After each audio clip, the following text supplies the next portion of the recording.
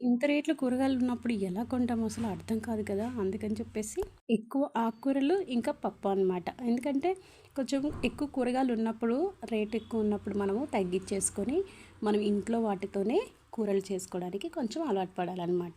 ఇప్పుడు ఉల్లిపాయ, టమాటా అనేది మనకి కంపల్సరీగా అయితే ఖచ్చితంగా కావాలి. ఆ 2 ఉంటే మనం కొంచెం రోజు వెరైటీగా ఇంట్లోనే ఎక్కువ కూరగాయలు కొనాలంటే ఒక్కొక్కటి కిలో వచ్చేసి వంకాయ గానీ, బెండకాయ గానీ, దొండకాయ గానీ రూ. 100 అంట, రూ. 120. అందుకనే నేనైతే చుక్కాకు తీసుకొచ్చేసి పప్పు చేద్దామని చెప్పేసి పప్పు చేస్తున్నాననమాట. చుక్కాకు చేసేస్తే పప్పు చాలా బావుంటది పుల్ల పుల్లగా.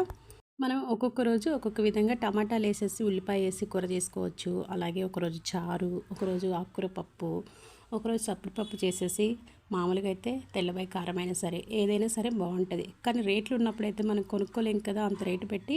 సో, ఇలా చేసుకొని తినడమే ఇంకా మనకి తప్పదు కదా! మరేం చేస్తాం? ఇలాగైతే పప్పు చేసేస్తున్నా నేను.